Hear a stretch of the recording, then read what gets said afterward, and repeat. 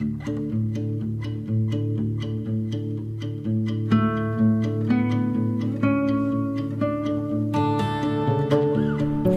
ce qui est intéressant, c'est que le Var est une fois de plus mis en lumière aujourd'hui puisque c'est Sébastien Lecornu, ministre, secrétaire d'État rattaché à Nicolas Hulot, qui vient dans le Var.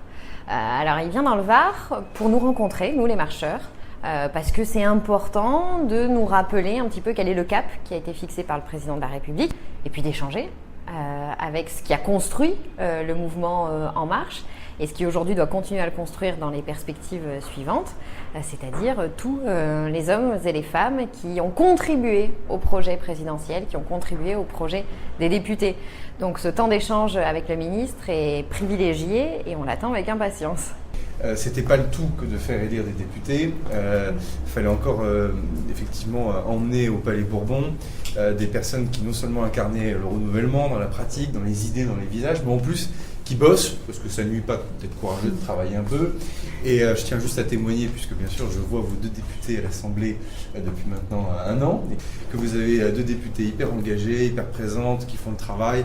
Et je crois que là aussi on n'a pas à rougir de ce qui a été fait à la présidentielle, je vais y revenir dans un instant, mais ce qu'on a aussi réussi 1 mois plus tard à l'époque aux législatives, dans un mouvement de recomposition politique complètement invraisemblable, assez génial, qui permettait de prendre toutes les personnes de bonne volonté, quelle que soit leur histoire politique, on n'a pas spécialement la même histoire politique, et pour autant, derrière ce projet, derrière cette volonté de transformation et de faire des choses, nous sommes tous reconnus.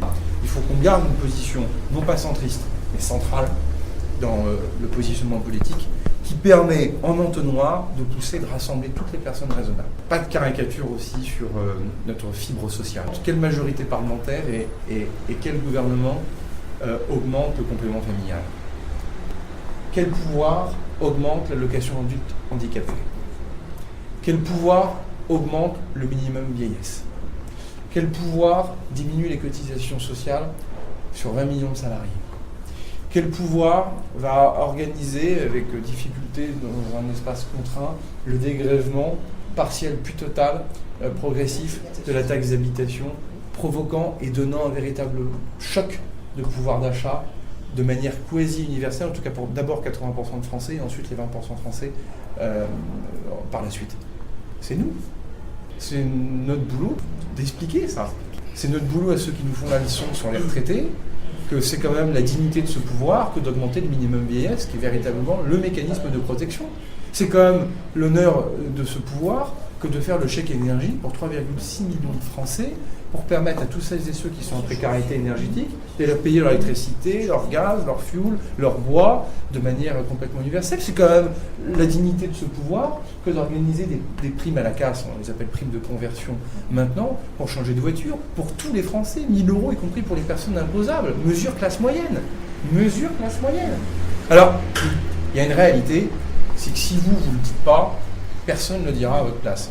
Mais évidemment, je suis quand même venu avec un programme officiel autour notamment de l'État en mer, parce que bien sûr, on est début juillet, et ça fait le lien tant avec la biodiversité qu'avec le secours à personne, avec la période estivale, où c'est quand même un grand département qui vit beaucoup du tourisme, et donc là, on s'apprête à vivre 2 mois dans lequel quand même beaucoup de personnes vont être en tension, des policiers, des gendarmes, la SNSM, les marins, enfin en clair, tous les organes de l'État et parfois même des bénévoles, comme à la SNSM.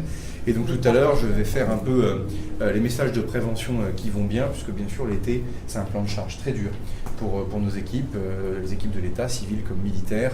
Et donc je vais me faire présenter les différents plans qui sont imaginés pour le mois de juillet-août, parce que bien sûr, pour qu'on puisse dire à tous les plaisanciers et plaisanciers, dormez braves gens, on veille sur vous, à la condition de ne pas faire n'importe quoi. Enfin, globalement, c'est un peu ça le message.